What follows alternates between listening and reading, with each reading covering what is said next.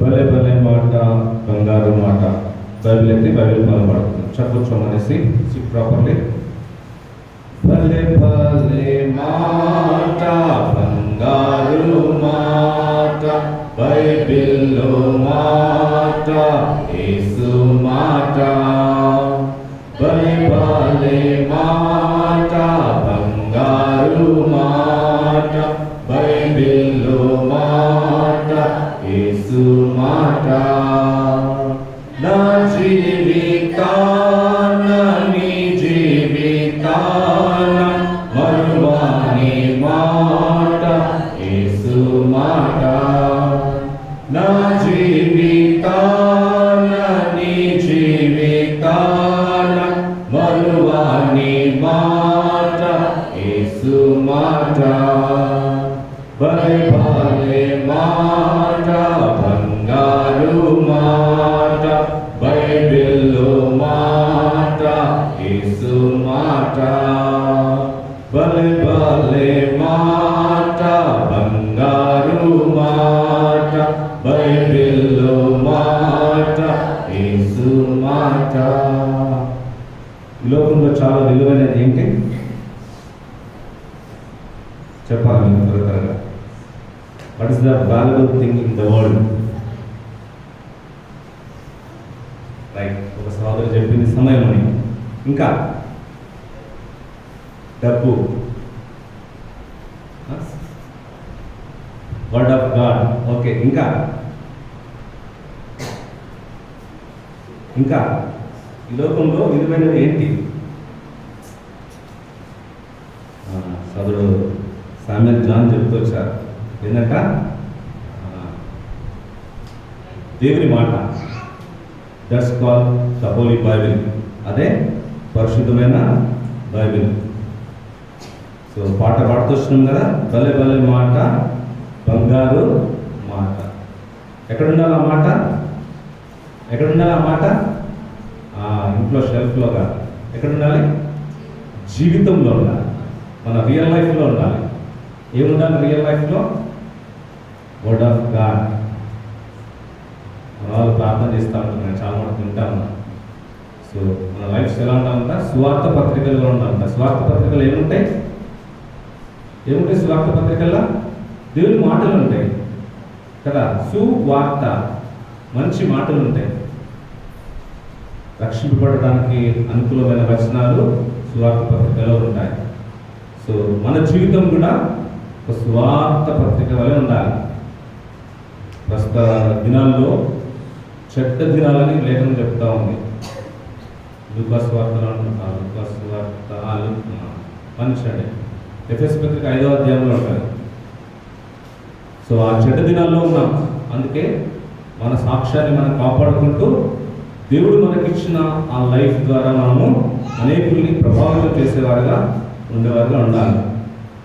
ప్రభు శరీరంలో పాల్పొందు పొందే కంటే పూర్వము మనము వాక్య వెలుగులో మనల్ని మనం పరీక్షించుకొని దేవుని యొక్క శరీరంలో రక్తంలో పాల్పొందు పొందుదాం.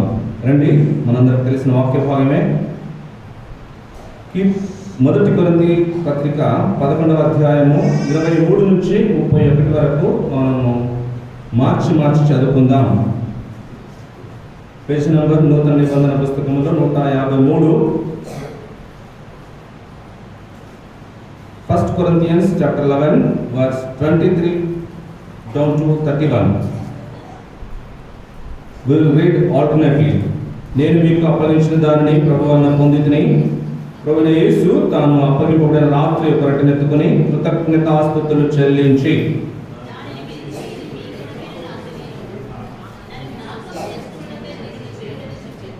ఆ ప్రకారమే భోజనమైన పిమ్మట ఆయన పాత్రను ఎత్తుకొని, ఈ పాత్ర నా రక్తం వలన కొత్త నిబంధన, మీరు దీనిలోని త్రాగునప్పుడల్లా నన్ను జ్ఞాపకం చేసుకున్నటకై దీనిని చేయుడని చెప్పెను.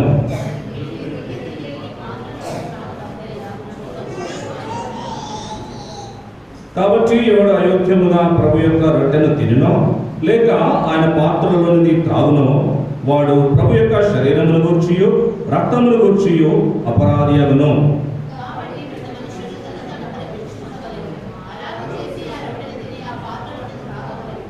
ప్రభు శరీరమని వివేచింపక తిని త్రాగువాడు తనకు శిక్షా విధి కలుగుటకే తిని త్రాగుచున్నాడు.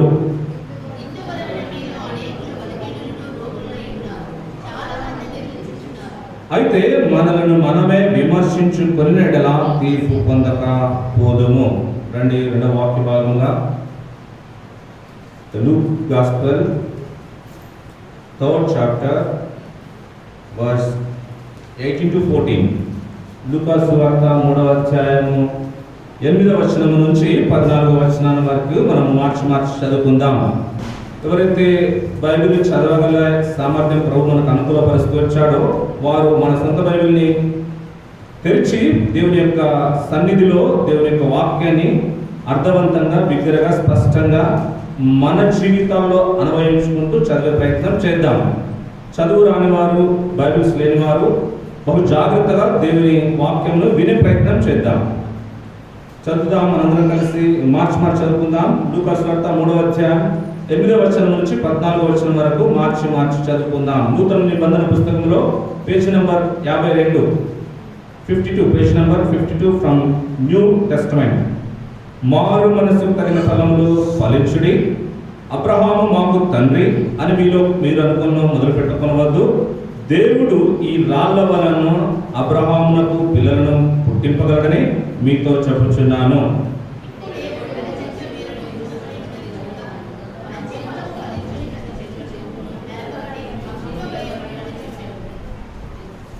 అందుకు జనుడు, అలాగైతే మేమేమి చేయవాలని అతను అడగగా,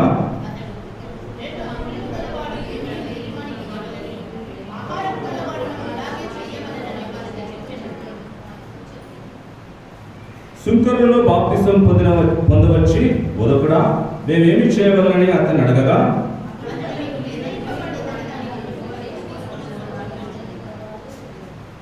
సైనికులను మేమేమి చేయవాలని అతన్ని అడిగి, అందుకు అతడు, ఎవరిని బాధ పెట్టకయో ఎవరి మీదను అపనింద వేయకయో మీ జీవితములతో తృప్తి పొందియుడని వారితో చెప్పాను. 3వ వాక్య భాగంగా ఎఫెసియన్స్ చాప్టర్ 5 వర్స్ 15 and 16 మనందరం కలిసి చదువుకుందాం. ఎఫెసీ పత్రిక 5వ అధ్యాయము 15-16 వచనాలు కలిసి ఉన్నాయి. మనం కలిసి చదువుకుందాం. పేజీ నంబర్ నూతన నిబంధన పుస్తకంలో 176. దినములు చెడ్డవి కనుక మీరు సమయమును పోనీయక సద్వినియోగము చేసుకొనుచు అజ్ఞానుల వలె కాక జ్ఞానుల వలె నడుచుకున్నట్లు జాగ్రత్తగా చూచుకొనండి. ప్రభు సహాయ నిమిత్తమై మన మధ్యలో నుండి సోదరుడు శామ్యూల్ జాన్ గారు ప్రార్థన చేస్తారు. మోకరించటకు వీలైన వారంతా కూడా మోకరిద్దాం, ప్రార్థనలో ఎక్కువేద్దాం.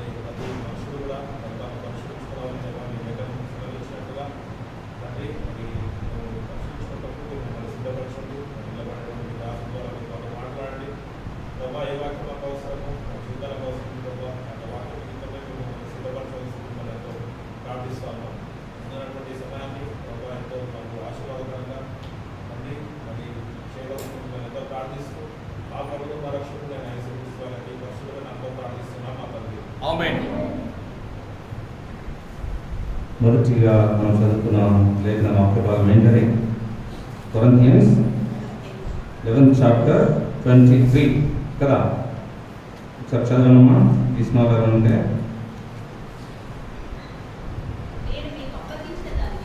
నేను మీకు అప్పగించిన దాన్ని ప్రభు వలన పొందుకుని. ఈ పదం చాలా జాగ్రత్తగా గమనిస్తాం. ప్రభువైన యేసు తాను అప్పగింపబడిన రాత్రి. చాలమ్మా, ప్రభుల వారు ఏ సమయంలో అప్పగింపబడుతూ వచ్చారు? యేసు ప్రభు వారు ఏ సమయంలో అప్పగింపబడుతూ వచ్చారు? ఏ సమయంలో అప్పగింపబడుతూ వచ్చారు? రాత్రి. అప్పగింపబడిన రాత్రి. ఎవరి చేత అప్పగింపబడుతూ వచ్చాడు యేసుక్రీస్తు ప్రభుల వారు? ఎవరి చేత అప్పగింపబడుతూ వచ్చారు? ఎవరు అప్పగించారు యేసుక్రీస్తునే?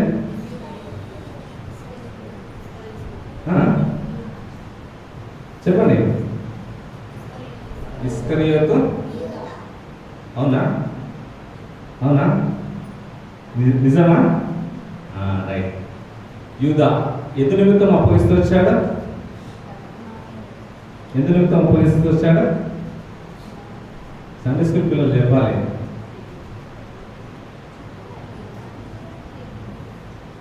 ధన వ్యామోహాన్ని బట్టి ప్రభుని అప్పగిస్తూ వచ్చాడు.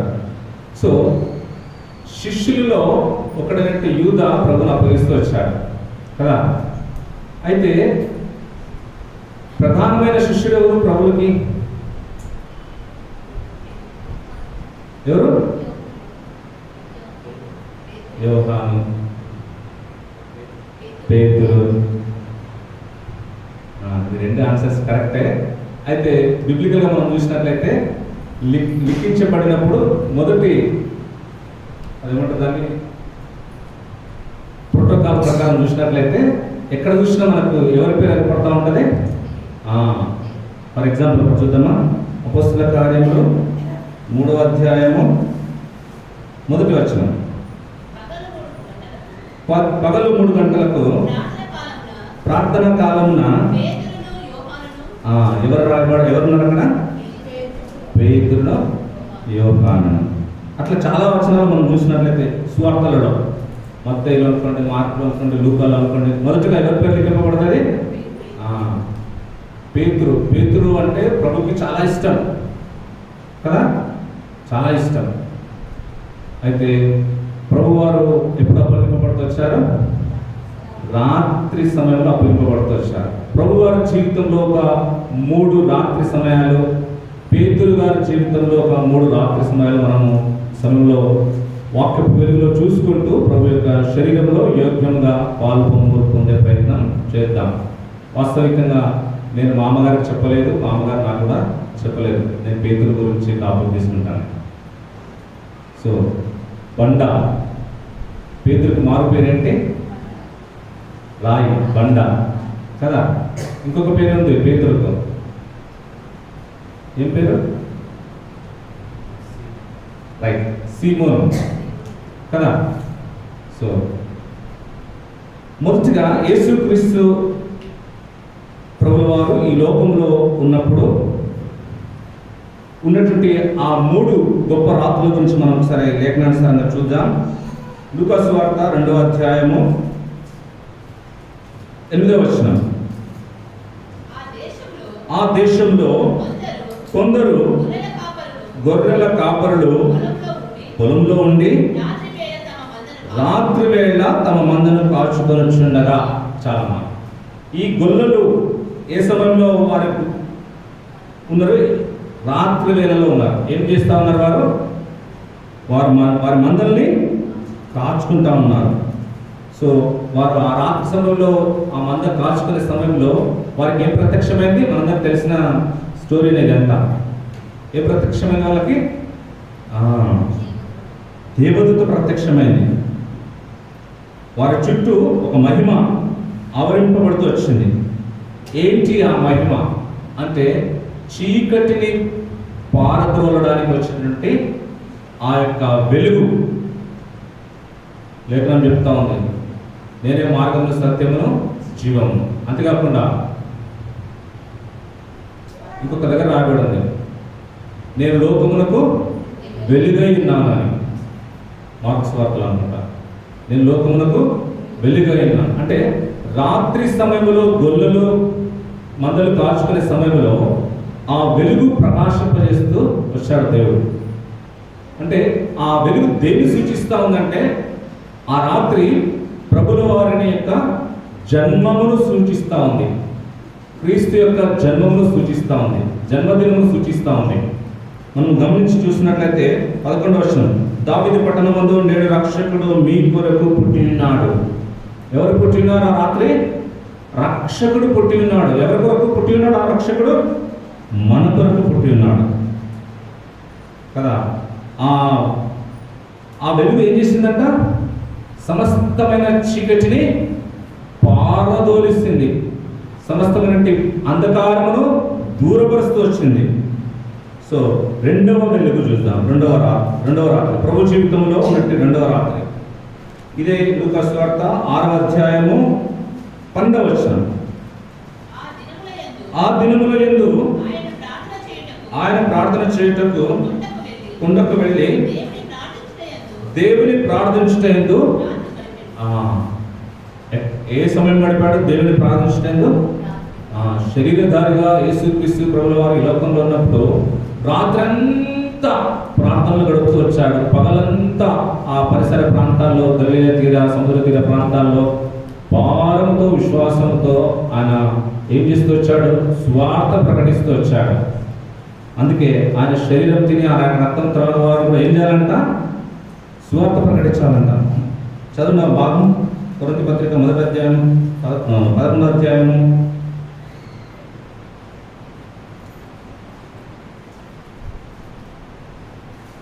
దొరికిందంటే 26వ వచనం. మీరు ఈ రొట్టెను తిని ఈ పాత్రలో నుండి త్రాగునప్పుడల్లా ప్రభు వచ్చే వరకు ఆయన మరణమును ప్రచురించుదురు. ఏం చేయాలి మనము? ఆయన మరణను ప్రచురించే వారంగా ఉండాలి. సో రెండవ రాత్రి ఏం చేస్తూ ఉందంటే, ప్రభువారు ఎవరి నిమిత్తం కనిపెడతా ఉన్నాడంటే ఆయన శిష్యుల కొరకై కనిపెడతా ఉన్నాడు. ఈ రాత్రి అంతా ఎవరి కోసం కనిపెడతా ఉన్నాడు? 11వ వచనం చూసినట్లయితే 6వ అధ్యాయం లూకా సువార్త 11వ వచనం.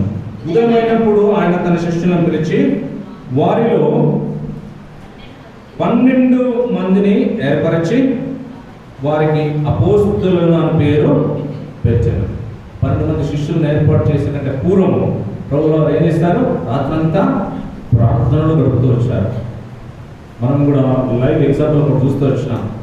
చిన్న శేషంగా కూడా ఒక రాత్రంతా ప్రార్థన చేసినప్పుడు బీబీఎస్ నిమిత్తమై ప్రభు గొప్ప కార్యం చేస్తూ వచ్చాడు. వాస్తవికంగా నాటి దినాలు శేషమైన దినాలు, చాలా శూన్యంలో ఉంటుంది మనం. ఆ సమయాల్లో ప్రభు ధారాళంగా సహాయపడుతూ వచ్చాడు, అనేకుల్ని పురుగొల్పుతూ వచ్చాడు. అంటే భౌతిక అవసరతలే కాకుండా చిన్న బిడ్డలను నా దగ్గర రానిడు అన్నట్టు అనేక మందిని చిన్న బిడ్డలను ప్రభువు సమకూరుస్తూ వచ్చాడు. వాస్తవికంగా మనం ఎవరు ప్రోత్సహించలేదు. మన హృదయాలపై మనం వేసుకొని చెప్పగలమా? నేను ఇంతమంది విద్యార్థులను ప్రోత్సహిస్తూ వచ్చానని. అఫ్కోర్స్ 1-2 మెంబర్స్ చేసి ఉండొచ్చు, అది మనకు లెక్కలేని తత్వం. వాస్తవికంగా మన పరిసర ప్రాంతాల నుండి చిన్న బిడ్డలందరినీ మనం పరిచేట్టుగా ఆ బాధ్యత, ఆ భారం మన పైన ఉండేది. కానీ మనం చాలా నిర్లక్ష్యం చేస్తూ వచ్చాం. కానీ ప్రభు అయితే ఆయన కార్యాన్ని మాత్రం ఏమాత్రం కూడా సిగ్గుపరిచేటట్టు కూడా చేయలేదు. అద్భుత రీతిగా చాలా చక్కగా క్రమంగా మర్యాదగా 3 దినములు గుడికలు నిర్వహించుకొని 3వ దినం సత్య సువార్త చిన్న బిడ్డలను ఆధారం చేసుకుంటూ జరిగించడానికి మంచి వాతావరణం కూడా అనుకూలపరుస్తూ వచ్చాడు. ప్రార్థనలో కనిపెట్టినట్లయితే గొప్ప కార్యాలు చూడగలము. 3వ రాత్రి చూద్దాం. ఏంటి 3వ రాత్రి? అదే అప్పగింపబడిన రాత్రి. ఏ రాత్రి అది? 23వ వచనం. కొరింథీయులు 11వ అధ్యాయం 23వ వచనం. ప్రభువైన యేసు తాను అప్పగింపబడిన రాత్రి ఒక రొట్టెను ఎత్తుకొని కృతజ్ఞతాస్తుతులు చెల్లించి. సో అప్పగింపబడిన రాత్రి. ఇక్కడ పేతురు జీవితంలో కొన్ని రాత్రులు చూద్దాం మనము.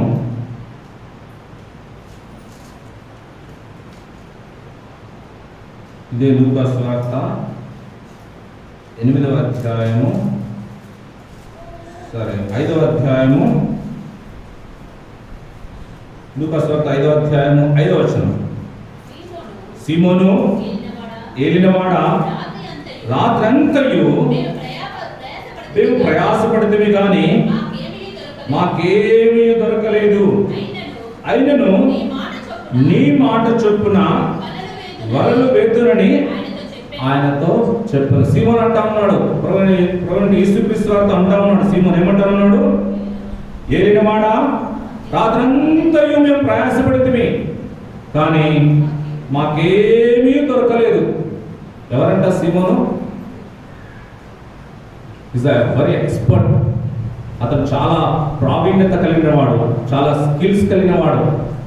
సముద్రంలో ఎక్కడ చేపలు ఉన్నాయి, సముద్రంలో ఎటువంటి వల వేస్తే ఏ చేపలు పడతాయి అని ఆ జ్ఞానం కలిగి ఆ పేతురు జీవితంలో ఆ రాత్రి ఏమైందంట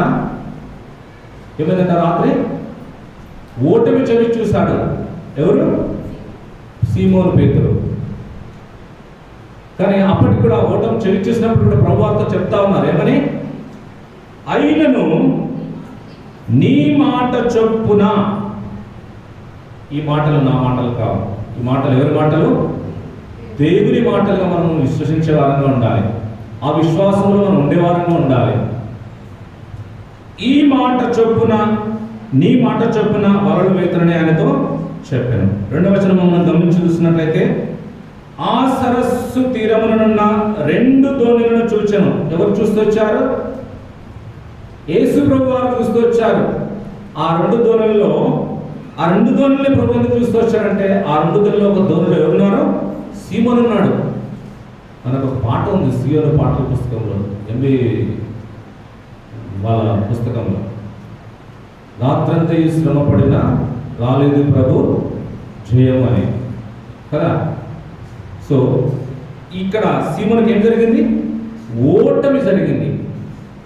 ఓడిపోతూ వచ్చాడు ఆ రాత్రి సీమోను. అయితే ప్రభు సీమోను చూసినప్పుడు జాలరులు వాటి నుండి దిగి తమ వలను కడుగుచుండేది. ఆ సమయంలో ఆ జాలరులంతా కడుక్కుంటా ఉన్నారు. ఆ సమయంలో ప్రభు వారిని చూస్తూ ఉన్నాడు. చూసి సీమోను దగ్గరికి వెళ్ళినప్పుడు, సీమోను దగ్గరికి వెళ్తే సీమోను చెప్తా ఉన్నాడు, ప్రభు మేము రాత్రంతా వలలు వేస్తాం, కానీ ఒక్క చేప కూడా, కనీసం చచ్చిన చేప కూడా మా వలలో పడలేదు, మా ప్రయాసం అంతా వ్యర్థమైంది అని ప్రభుతో సీమోను పేతురు సెలవిస్తా ఉన్నాడు. అయితే ప్రభు వారి మాట విని వేసినప్పుడు ఏమైంది?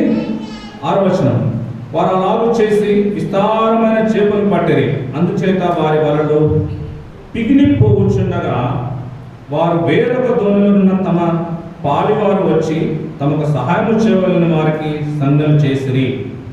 ప్రభు మాట విన్నప్పుడు ఏమైంది? అక్కడ గొప్ప కార్యం జరుగుతూ వచ్చింది. ఒకనొక సమయంలో మన జీవితాల్లో కూడా ఓటమి చవి చూస్తూ ఉంటాం. కానీ ఆ సమయంలో మనం ఏమాత్రం కూడా కృంగిపోయే వారంగా ఉండకూడదు, బలహీనపడిపోయే వారంగా ఉండకూడదు. ఆయన శరీరంలో, ఆయన రక్తంలో పాలు పొందే వారము ఏం పొందుకుంటాం? ఆయన బలాన్ని పొందుకుంటాం. మానవ రీత్యా మనం ఆలోచించినట్లయితే ఇదే పేతురు ఏం చేస్తూ వచ్చాడు?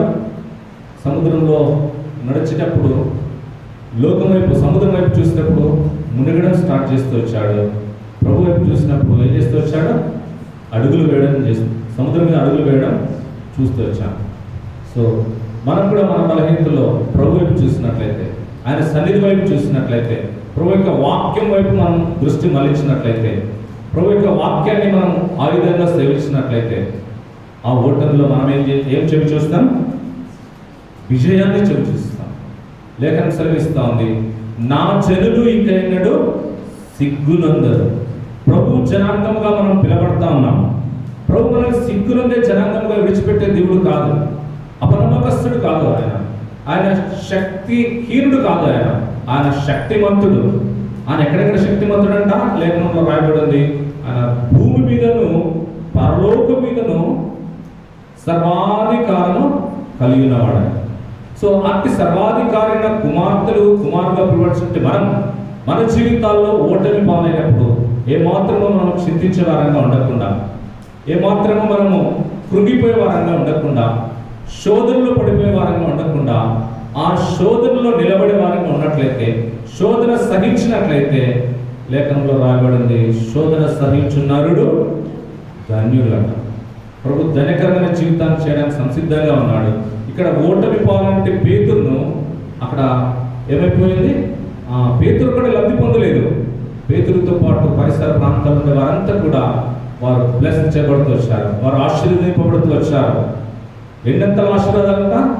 తృప్తి పొందినంత ఆశీర్వాదం, సంతృప్తికరమైన ఆశీర్వాదం ఎప్పుడు పొందుకుంటూ వచ్చారంటే, ఎప్పుడైతే వారు ప్రభు మాట క్రమముగా సరిగా విన్నారో, సరిగా అవలంబించారో, సరిగా అనుభవించుకున్నారో, అప్పుడు వారి బలలన్నీ కూడా ఏమైపోయినాయి? పిగిలించిపోయాయి. వారి దోణెలంతా కూడా చేపల చేత నిండిపోతూ వచ్చింది. అది వరకు ఏం చేస్తూ వచ్చారు వారంతా అనేక రకాల జ్ఞానం కలిగిన వారే, అనేక రకాల ఆ యొక్క పట్టుత్వం కలిగిన వారే. సముద్రంలో ఎక్కడ చేపలు ఉంటాయి, ఎక్కడ ఎలాంటి వలలు వేయాలి, ఏ సమయంలో వలలు వేయాలి, ఎలాంటి చేపలు పడతాయి అని తెలిసిన వారే. వారు ఎంతో అనుభవం కలిగిన వారు. కానీ వారి సొంత ఇచ్చల చొప్పున, వారి సొంత ఆలోచన చొప్పున వారు అక్కడ వలలు వేస్తూ వచ్చారు. కానీ అక్కడ వారి ఇష్టానుసారంగా వలలు వేయడం బట్టి అక్కడ వారు ఫలితం పొందలేకపోయారు. ప్రభు మాట వింటూ ఎప్పుడైతే వారు తిరిగి వలలు వేస్తూ వచ్చారో, వారు సమృద్ధి అయిన దీవెనలు, సమృద్ధి అయిన ఆశీర్వాదాలు పొందుతున్నట్లుగా లేఖనం జ్ఞాపకం చేస్తూ ఉంది. రెండవ రాత్రి మనం చూద్దాం. మార్క్స్ వార్త 14వ అధ్యాయము 30వ వచనం. వెనక్కి పక్కకు రండి. యేసు అతనిని చూచి, నేటి రాత్రి కోడి 2 మార్లు కూయకమునిపే నీవు నన్ను ఎరగనని ముమ్మారు చెప్పదవని నీతో నిశ్చయముగా చెప్పుచున్నాను. ఈ రాత్రికి మనం ఏం టైటిల్ పెట్టచ్చు అంటే, ఈ రాత్రికి మనము నిందలు వేసే టైటిల్ పెట్టచ్చు. నింద వేసే, ఇతరుల పైన నింద మోపే రాత్రిగా, అంతేకాకుండా బొంకిన రాత్రిగా, నువ్వెవరో నాకు తెలియదని అబద్ధాలు చెప్పే రాత్రిగా పేరు పెట్టచ్చు. ప్రకటన గ్రంథంలో రాయబడి ఉంది. ఎవరెవరంట? అబద్ధికులు, పిరికివారు. వారంతా కూడా ఎటు పోతారంట? ప్రకటన 21వ అధ్యాయం అనుకుంటా.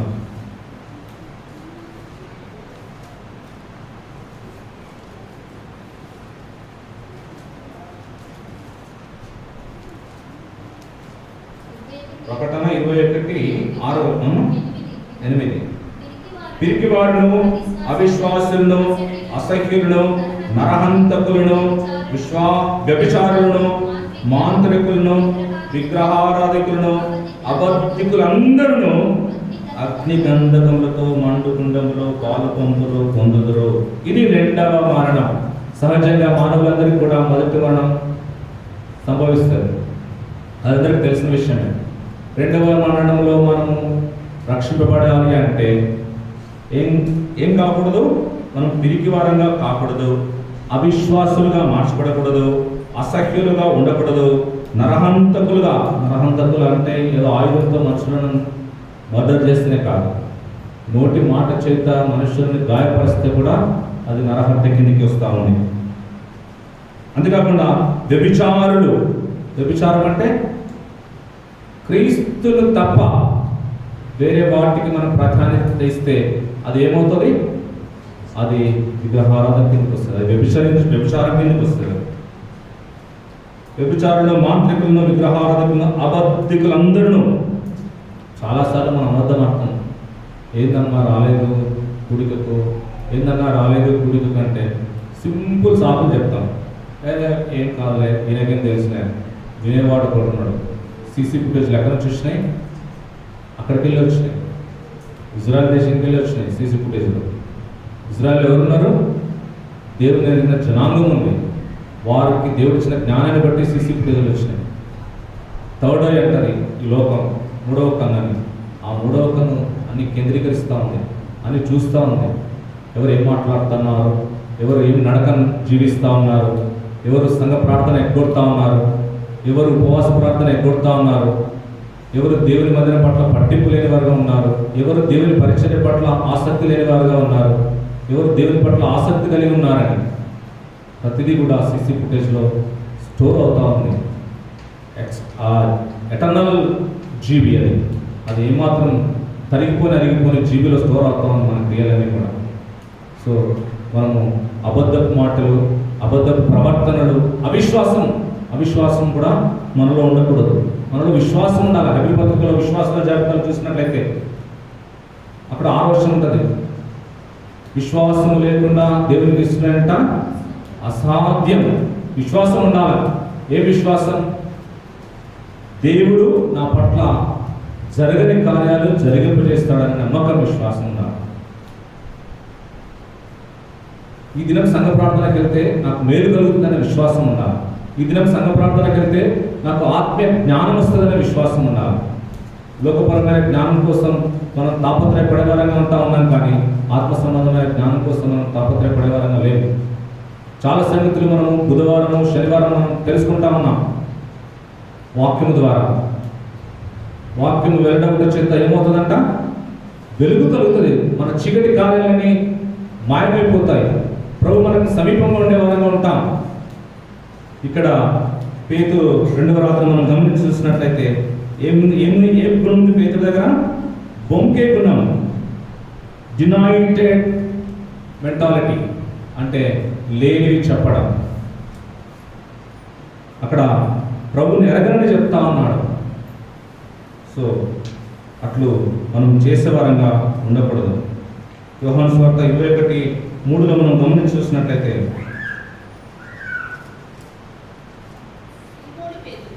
సీమోను పేతురు నేను చేపలు పట్టబోదునని వారితో అనగా వారు మేమును నీతో కూడా వచ్చదమని వారు వెళ్ళి దోణి ఎక్కిరి, కానీ వారితో పాటు ఉన్న సీమోనుతో పాటు ఉన్న వారికి కూడా ఏమైందంట? నిరుత్సాహంతో ఉన్నారు. వారు కూడా పొందుకోలేని స్థితిలో ఉన్నారు. ఈ రాత్రికి మనం ఏం పేరు పెట్టగలం? 3వ వచనం చివరి భాగం చదవమా సరే.